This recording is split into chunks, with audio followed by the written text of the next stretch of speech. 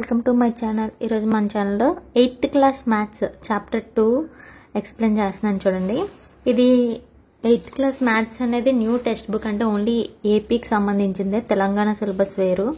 ఇది only AP సంబంధించిన syllabus, ఈ న్యూ సిలబస్ అనేది. ఓకేనా, ఫస్ట్ ఇక్కడ చూడండి, linear equation in one variable. అసలు లీనియర్ ఈక్వేషన్ అంటే ఏంటి? ఈ ఈక్వేషన్ అంటే ఇప్పుడు చూడండి, నార్మల్గా ఒక ఈక్వేషన్స్ తెలుసు కదా మీకు, అది పవర్ ఉన్నదాన్ని లీనియర్ ఈక్వేషన్ అంటాం. అంటే డిగ్రీ 1 ఈక్వేషన్కి డిగ్రీ 1 ఉన్న వాటిని లీనియర్ ఈక్వేషన్. 1 వేరియబుల్తో ఉన్న వాటిని, అసలు వేరియబుల్స్ అంటే ఏంటి? ఫస్ట్గా మనం నేర్చుకోవాల్సింది వేరియబుల్స్. వేరియబుల్స్ అంటే ఏంటి? ఆల్ఫాబెట్స్ మాట, అంటే ఏ టు జెడ్. ఈ ఇందులో ఏటైనా మనం తీసుకోవచ్చు, వాటినే వేరియబుల్స్ అంటాం. సపోజ్ ఎక్స్, వై, జెడ్ ఎక్కువగా తీసుకుంటాం. నెక్స్ట్ పి, క్యూ, ఆర్, ఇవి ఎక్కువగా వాడుతూ ఉంటాం అన్నమాట వేరియబుల్స్ కింద. ఓకేనా, ఏ టు జెడ్ ఏమైనా వేరియబుల్సే. నెక్స్ట్ కాన్స్టెంట్ అంటే ఏంటి? కాన్స్టెంట్ అంటే న్యూమరికల్ నెంబర్స్. కాన్స్టెంట్స్ అంటే ఏంటి? Numerical numbers. అంటే చూడండి 1, 2, 3 అప్ టు సో ఆన్. అలా మైనస్ నెంబర్స్ అయినా అవ్వచ్చు, -10, -11, -12 ఎక్సెట్రా. ఇలా న్యూమరికల్ నెంబర్స్ ఏవైనా ఉన్న వాటిని ఏమంటారంటే కాన్స్టెంట్ అంటాం. ఓకేనా, ఇప్పుడు వేరియబుల్స్ కాన్స్టెంట్స్ అంటే అర్థమైంది కదా. వేరియబుల్స్ అంటే ఇవి. ఇప్పుడు నార్మల్గా మ్యాథమెటికల్ ఎక్స్ప్రెషన్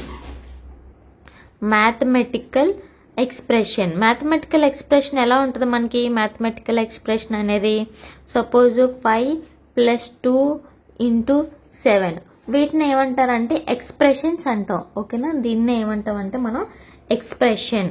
ఓకేనా, ఇవన్నీ ఏంటి? నెంబర్స్తో కూడుకుని ఉన్నాయి కాబట్టి వీటిని మ్యాథమెటికల్ అంటాను. ఇలాగా ఏదైనా పర్లేదు, మనం 6 + 2 -8 × 2, దీన్ని కూడా ఏంటన్నది ఇదొక ఎక్స్ప్రెషన్ మాట. ఓకేనా, ఇందులోనే వేరియబుల్ మిక్స్ అయ్యి ఉంటే, ఓకేనా, వేరియబుల్స్ అంటే చూడండి 3x + 5, ఇది ఒక ఎక్స్ప్రెషన్ కన్నా. ఇలా వేరియబుల్ మిక్స్ అయి ఉంటే దీన్ని ఏమంటాం అంటే ఆల్జీబ్రిక్ ఎక్స్ప్రెషన్ అంటాం. మనం ఏమంటాం? మనం algebraic expression.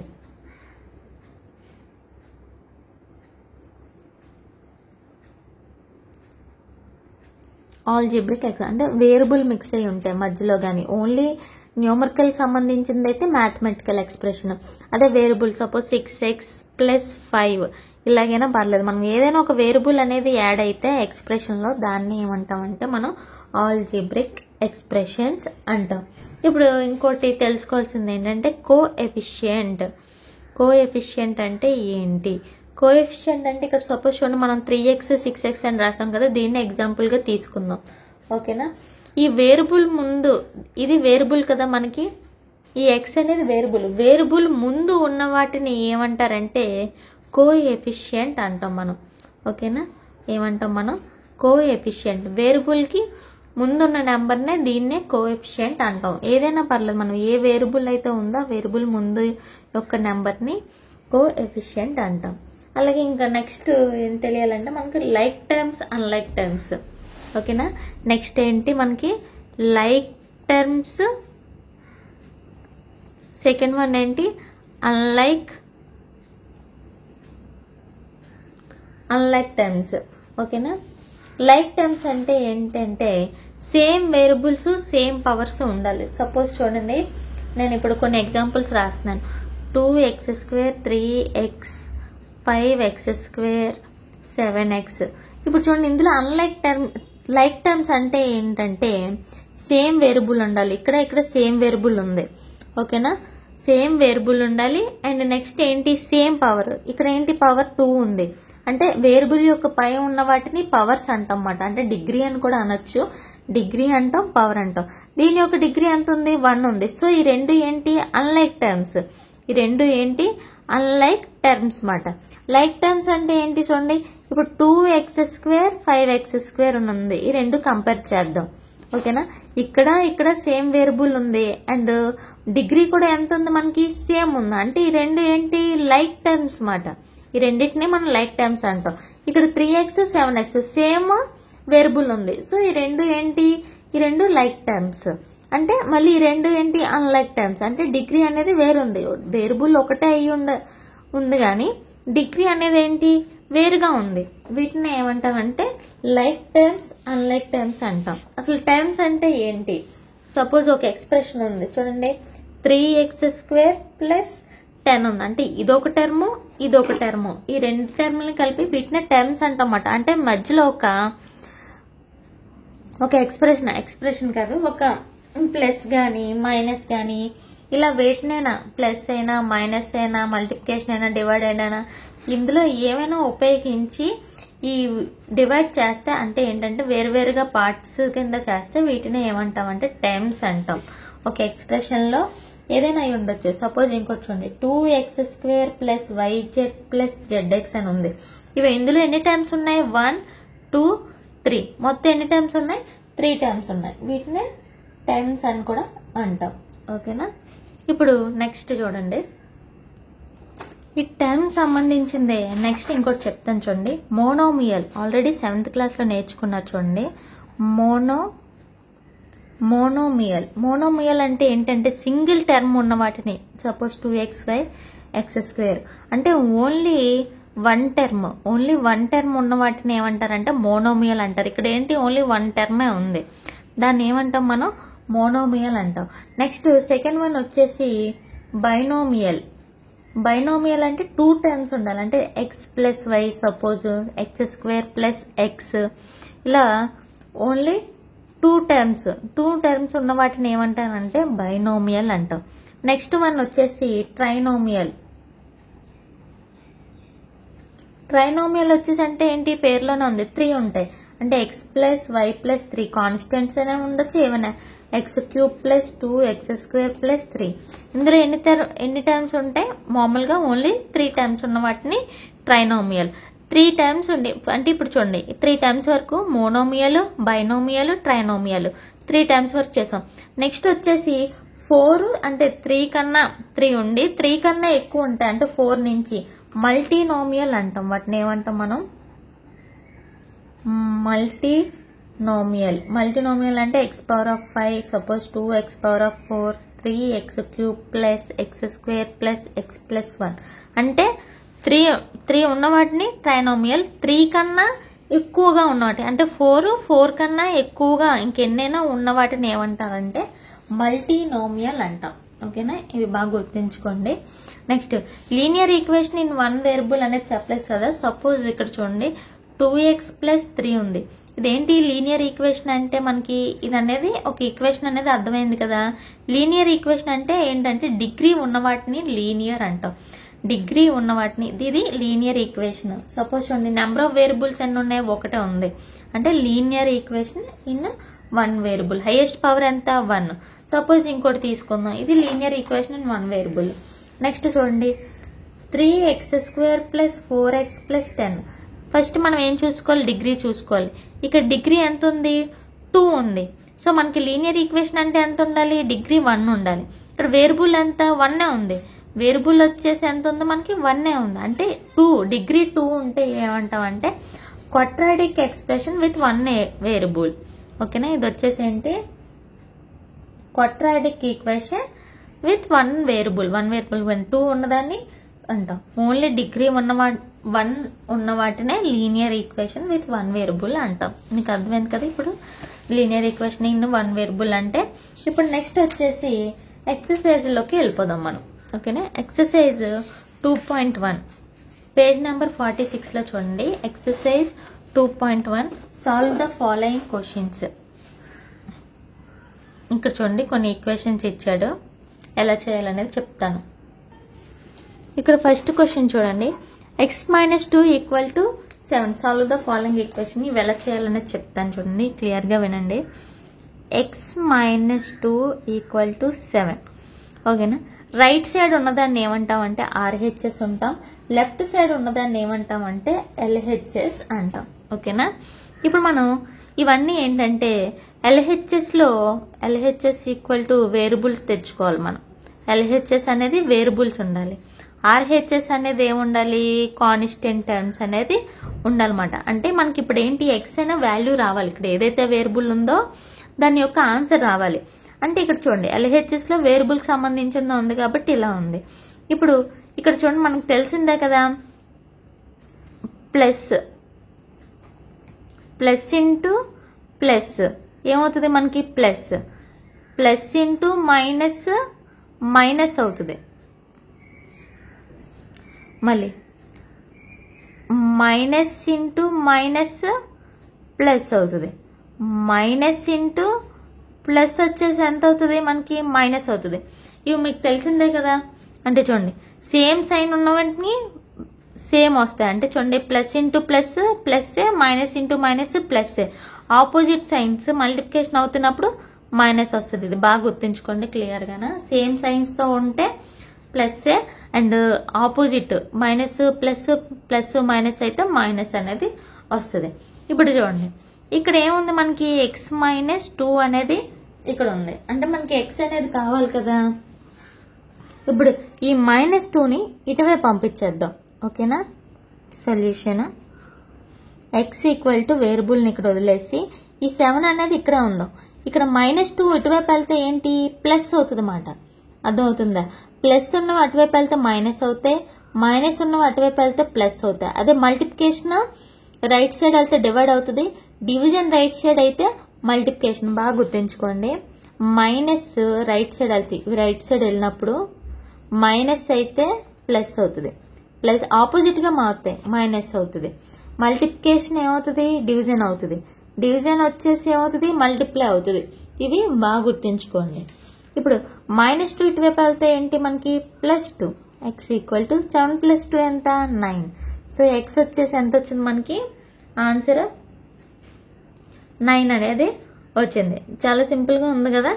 Next second some చూడండి. y + 3 = 10. సేమ్ ఇది కూడా ఇక్కడ +3 ఉంది, ఇటువైపు వేరియబుల్ అనేది అలాగే వదిలేయండి, y అనేది ఇలా వదిలేస్తున్నాను.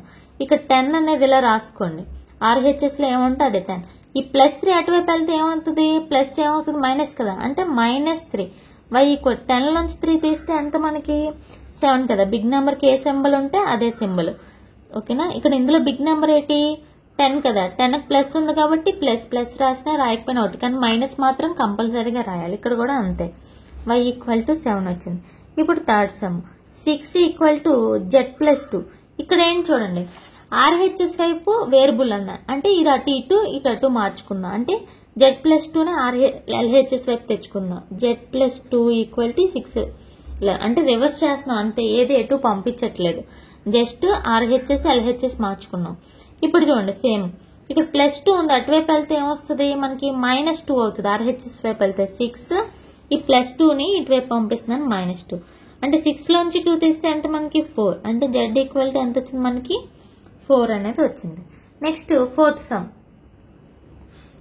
సమ్ ఇప్పుడు చూడండి LHS వైపే వేరియబుల్ ఉంది కాబట్టి ఇది అలా ఉంచేసి ఇక్కడ ఏంటి కాన్స్టెంట్ టర్మ్ ఏముంది 3/7 ఉంది. దీని ముందు సైన్ ఏంటి ప్లస్, ఏం లేకపోతే ఏమున్నట్టు ప్లస్ ఉన్నట్టు. ఈ ప్లస్ 3/7 అటువైపు వెళ్తే ఏమవుతుంది మైనస్ అవుతుంది. సో ఎక్స్ ఈక్వల్ టు ఇక్కడ ఏముందో రాద్దాం 17/7. ఏం పెట్టాలి మధ్యలో మైనస్ పెట్టాలి. బాగానే ఉంది. ఇక్కడ ఏంటి 3/7 అనేది ఇటువైపు వెళ్తుంది, అంటే ఇదేంటి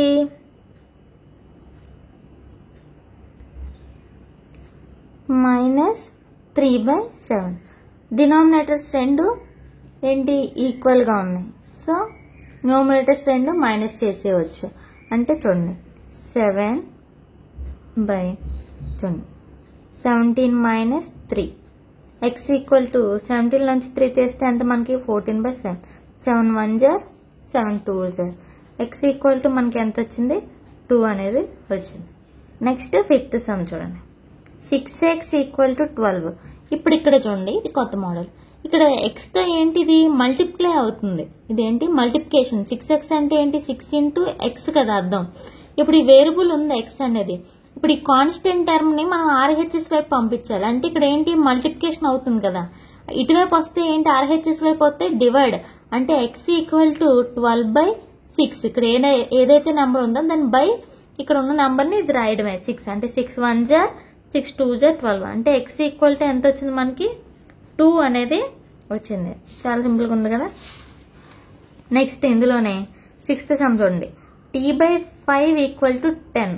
సారీ ఇప్పుడు వేరియబుల్ ఇక్కడ ఉంది, టీ బాగానే ఉంది, ఈక్వల్ టు ఇదేంటి డివిజన్ కదా, బై చేస్తుంది అంటే ఇటువైపు వెళ్తే ఏంటి మల్టిప్లికేషన్, అంటే 10 into 5 t equal to 10 5s are 50 అంతే. టీ ఈక్వల్ టు ఎంత వచ్చింది మనకి 50 వచ్చింది. Next 7th some 2x/3 equal to 18.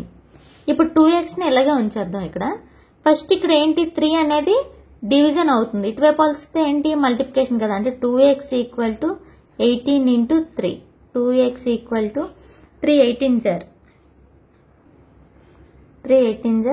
54. మళ్ళీ ఇక్కడ ఇంకా కాన్స్టెంట్ టర్మ్ అయిపోయింది. ఇదేంటి 2x కి మల్టిప్లై అవుతుంది, ఇటువైపు వస్తే ఏంటవుతుంది డివైడ్ కదా, అంటే x వేరియబుల్ అనేది అలాగే ఉంచేసి 54/2 2 టేబుల్లో 54 ఎన్ times 2 1s are 2 27s are x equal to 27. Next 8th sum 1.6 equal to y/1.5. దీని ఇటు ఇది ఇటు మార్చుకుందాం. ఇక్కడ ఏంటి ఆర్హెచ్ఎస్ వైపు వేరియబుల్ ఉంది కాబట్టి లెఫ్ట్ సైడ్ పంపించుకుందాం. 1.5 ఈక్వల్ టు 1.6 ఇక్కడ డివైడ్ అవుతుంది, ఇటువైపు వెళ్తే ఏంటి మల్టిప్లికేషన్, అంటే 1.6 into 1.5 ఈ రెండు మల్టిప్లికేషన్ చేద్దాం. ఫస్ట్ పాయింట్ తీసి మల్టిప్లికేషన్ చేద్దాం. 30 5 6s are 30 5 1s are 5 plus 3 8 1 6 are 6 0 8 plus 6 plus 8 ఎంత మనకి 14 2 ఎన్ని ప్లేస్ ఇక్కడ పాయింట్ ఇక్కడ 2 ప్లేస్ ఇస్తారు, అంటే 2.0 y ఈక్వల్ టు ఎంత వచ్చింది మనకి 2.40 y వాల్యూ ఎంత మనకి.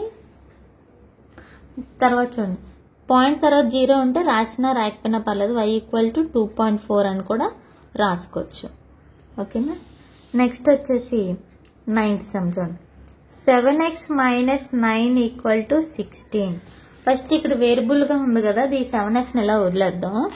ఇక్కడ -9 ఉంది, ఇటువైపు పంపిద్దాం, ఆర్హెచ్ఎస్ వైపు పంపిస్తే ప్లస్ 9 అవుతుంది. 16 into -9 ఇటువైపు వస్తే +9 7x ఈక్వల్ టు 16 + 9 ఎంత మనకి 16 + 9 అనేది 25.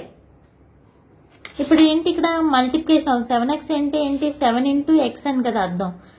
ఈ వేరియబుల్ ఇటువైపు వచ్చేసి 7 ఇటువైపు పంపిద్దాం, అంటే ఏంటి బై కదా అవుతుంది, అంటే 25/7 ఇది రెండు ఏ టేబుల్లో క్యాన్సిల్ అవ్వదు కాబట్టి అలా వదిలేద్దాం. x ఈక్వల్ టు ఎంత వచ్చింది మనకి 25/7. నెక్స్ట్ వచ్చేసి 10th సమ్ చూడండి. 9th సమ్ ఎలా చేసామో అలాగే ఈ 14y ఎలా ఉంచేద్దాం. 14y - 8 ఈక్వల్ 13 ఇచ్చాడు. ఈ 14y అనేది అలా ఉంచేసి ఈక్వల్ టు 13 ఏముంది అదే, ఈ -8ని ఇటువైపు పంపిస్తున్నాను. 14y ఈక్వల్ టు 13 + 8 ఎంత మనకి 21. ఇప్పుడు ఏంటి 14 ఇంటూ ఇక్కడ y ఉన్నట్టు, ఈ y వేరియబుల్ ఉంచేసి 14 ఇటువైపు పంపి, ఇక్కడ మల్టిప్లికేషన్ అవుతుంది, ఇటువైపు వస్తే ఆర్హెచ్ఎస్ వైపు వస్తే డివైడెడ్ బై, అంటే 21/14 2 టేబుల్లో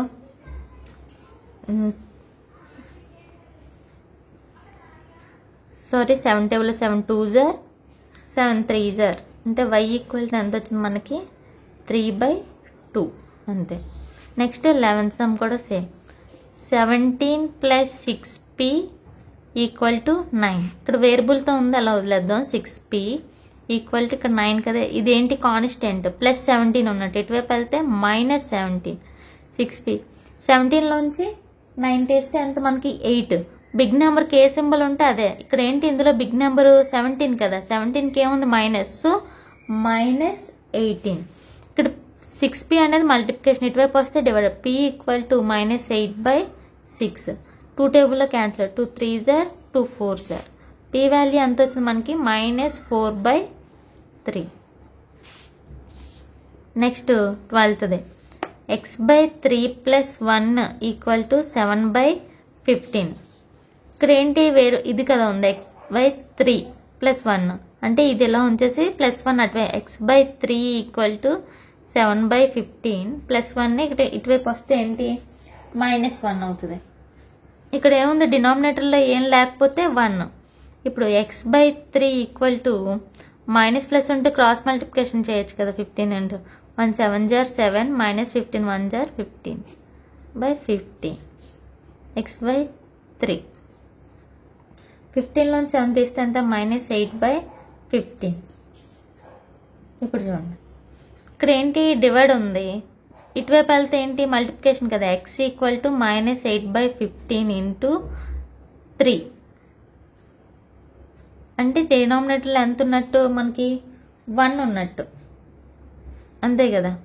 ఇప్పుడు చూడండి, ఇది క్రాస్ ఇక్కడ చూడండి, క్రాస్గా క్యాన్సిల్ చేసుకోవచ్చు కదా మనం. ఇలా ఉన్నప్పుడు ఎప్పుడైనా క్రాస్గా క్యాన్సిల్ చేయాలి. అంటే 3 1s are 3 5s are 15, 1 8 అలా ఉంది. ఇప్పుడు x ఈక్వల్ టు ఎంత ఉంది? -8/5. ఎక్స్ వాల్యూ ఎంత మనకి? -8/5.